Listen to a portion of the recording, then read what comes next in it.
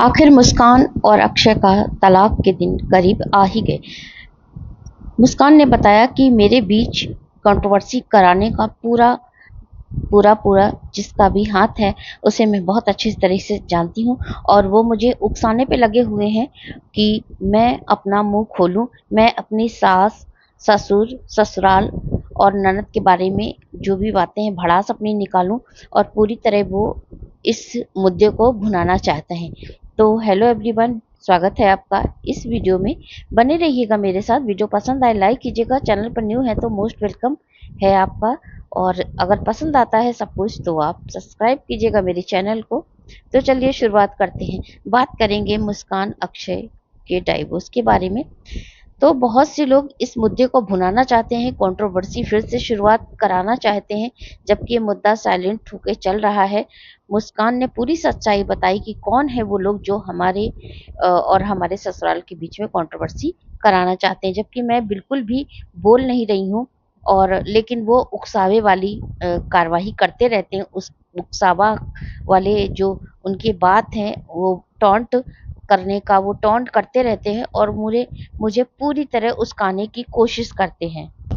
तो मुस्कान को भी यहाँ पूरी बात समझनी पड़ेगी कि जितना आपकी गलतियां नहीं हैं उससे ज़्यादा आपने जो बाहर वालों की सुन के गलतियां की हैं कि आपने रियलिटी पे ज़्यादा भरोसा ना करके दूसरे की बातों पे भरोसा किया। और कौन चाहता है कि किसी का घर अगर बढ़ रहा है, खुशी से चल रहा है, बहुत खुशहाली है, हरियाली है, चारों तरफ शांति है, किसी के घर को किसी को देख के बहुत अच्छा नहीं लगता। क्योंकि आज की दुनिया ऐसी हो गई है कि वो किसी के अच्छे जीने पे लोग आजकल ना अपने खुशी से या अपने सुख से खुश नहीं है, बल्कि वो दूसरों की सुख देखकर बहुत दुखी हैं, दूसरों की प्रोग्रेस देख के बहुत दुखी हैं कि फला का बेटा, फला की बेटी या फला की बहू आगे कैसे जा रहे हैं, उसके घर में शांति कैसे, वो इतने सुकून में कैसे है। लोगों को अपनी चिंता आज के ज़माने में नहीं है, लोगों को दूसरों के घर में आग लगाने में, ताक झाँक करने में, ये सब होता है ना, इन सब में बहुत मज़ा आता है। तो ऐसे ही शायद मुस्कान और अक्षय के रिश्ते के बारे में भी हुआ है। अगर शायद यहाँ पे बहुत लोगों की गलतियाँ हैं, देखा जाए तो दोनों तरफ की फैमिली अगर थोड़ा सा पेशेंस रखती और ध्यान देते, इस बातों को सुलझाया भी जा सकता था, मोटिवेट भी किया जा सकता था दोनों पक्षों के जो अक्षय हैं और मुस्कान है। लेकिन वही वाली कहावत है ना, अब पछताए होत क्या जब चिड़िया चुग गई खेत। जब चिड़िया चुग गई खेत और दोनों के रिश्तों में बहुत ज़्यादा दूरी आ गई है, बहुत ज़्यादा टकराव आ गया है, तो उसको भी संभालना बड़ा मुश्किल है। लेकिन मुस्कान ने बहुत कोशिश की संभालने की, बहुत कोशिश की, बहुत एफर्ट डाले, लेकिन सामने वाली पार्टी की तरफ से कोई भी ऐसा संतोष भरा कोई जवाब नहीं आया जिससे मुस्कान को कुछ हौसला मिले कि चलो। फिर भी मुस्कान यही कहती रही कि मैं अलग होना चाहती हूँ और मैं अपने बच्चे के साथ पूरा जीवन काट सकती हूँ। मुस्कान के चरित्र को भी लेके तरह तरह की बातें बनाई गई। उसके चरित्र को किसने नहीं परेशान किया, किसने नहीं जिसका मनाया उसने ही उसके चरित्र को तीर से मारा, है ना।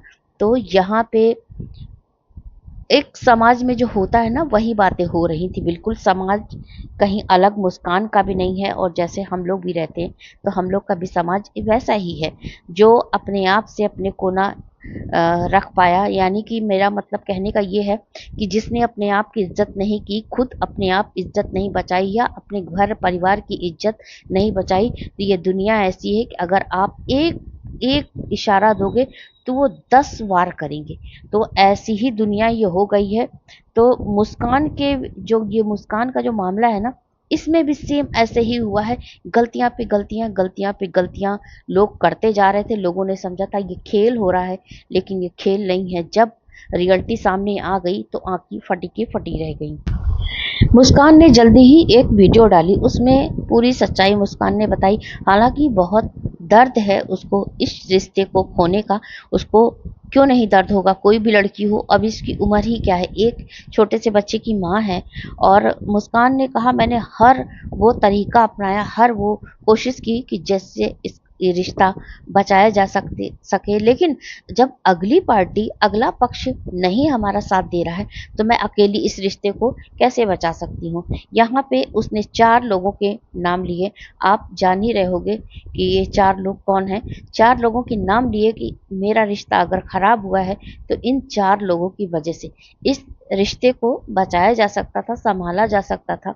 लेकिन मैंने तो वो हर मुमकिन कोशिश की इस रिश्ते को बचाने की, लेकिन जो अक्षय हैं वो समझते ही नहीं। उनको ये समझना चाहिए था कि वो एक पत्नी के पति हैं, एक बच्चे के पिता भी हैं।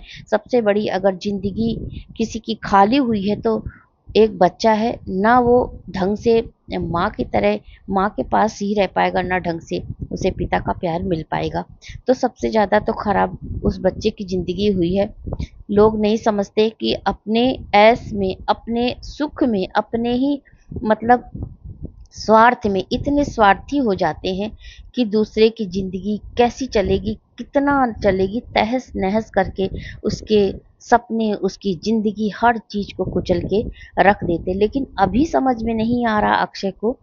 कुछ समय बाद अक्षय को भी ये सारी बातें समझ में आएँगी, जब उसके हाथ से सब कुछ निकल चुका होगा। यहाँ पे देखा जाए तो कमी अक्षय की भी है। अक्षय ने कभी भी अपने परिवार को संभालने की कोशिश नहीं की। माना कि आपके बहन थी, भाई था, आपके पिता थे, आपकी माँ थी। सब रिश्ते अपने-अपने जगह मायने रखते हैं। और आपकी ये बीवी थी, एक बच्चा था। आप जिस लड़के को लेकर आए हो, आपने उससे प्यार किया था, आपने उससे शादी की थी, तो इस रिश्ते को निभाने की सबसे बड़ी ज़िम्मेदारी, रिस्पॉन्सिबिलिटी तो आपकी ही थी ना।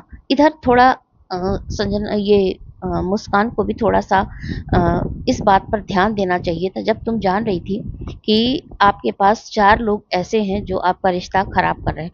थोड़ा पेशेंस रखना था, थोड़ा अक्षय को समझाना था, थोड़ा कॉम्प्रोमाइज़ करने की कोशिश करनी थी, क्योंकि जब एक बार मुसीबत आती है तो वो चली भी जाती है। ये नहीं कि हमेशा रात काली ही होती, काली रात के बाद भी सुबह आती है।